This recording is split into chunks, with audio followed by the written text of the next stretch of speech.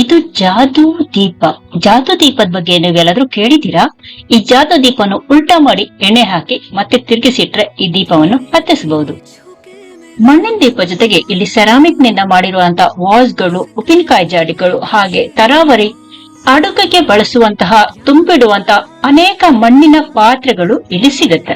ಮಣ್ಣಿನ ಪಾತ್ರೆಯಲ್ಲಿ ಅಡುಗೆ, ಮಣ್ಣಿನ ಪಾತ್ರೆಯಲ್ಲಿ ಶೇಖರಣೆ, ಮಣ್ಣಿನ ಪಾತ್ರೆಗಳಲ್ಲಿದೆ ಆರೋಗ್ಯದ ಗುಟ್ಟು.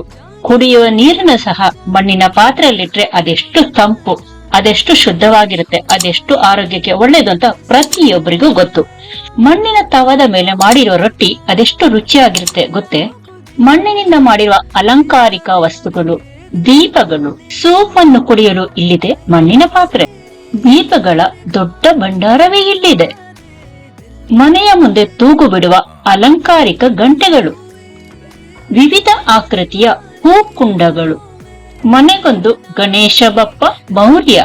ಈ ನೀರಿನ ಹೂಜಿ ಹಳೆಯ ಕಾಲವನ್ನು ನೆನಪಿಸುತ್ತಲ್ವಾ? ದೀಪವೋ ದೀಪ, ವಿವಿಧಾಕೃತಿಯ ದೀಪಗಳು, ದೀಪದ ರಾಶಿ ತುಂಬಾ ಇದಾವೆ ಇಲ್ಲಿ. ಮುತ್ತಾದ ಕೃಷ್ಣ ಹಾಗೂ ಗೌತಮ ಬುದ್ಧನ ಆಕೃತಿಗಳು ಸಹ ಇಲ್ಲಿದ್ದಾವೆ. ಇನ್ನು ಕಾಫಿ ಪ್ರಿಯರಿಗಂತೂ ಸುಂದರ ಸುಂದರವಾದ ಸೆರಾಮಿಕ್ ಕಪ್ಪುಗಳಿದಾವೆ. ಇಷ್ಟೆಲ್ಲ ಎಲ್ಲಿ ಸಿಗುತ್ತಪ್ಪ ಅಂತ ಯೋಚನೆ ಮಾಡಿದ್ರೆ ಡಿಸ್ಕ್ರಿಪ್ಷನ್ ನಲ್ಲಿ ಡೀಟೇಲ್ ಹಾಕಿದೀನಿ, ಪೂರ್ತಿ ವಿವರವನ್ನು ಅಲ್ಲಿ ನೋಡಿ.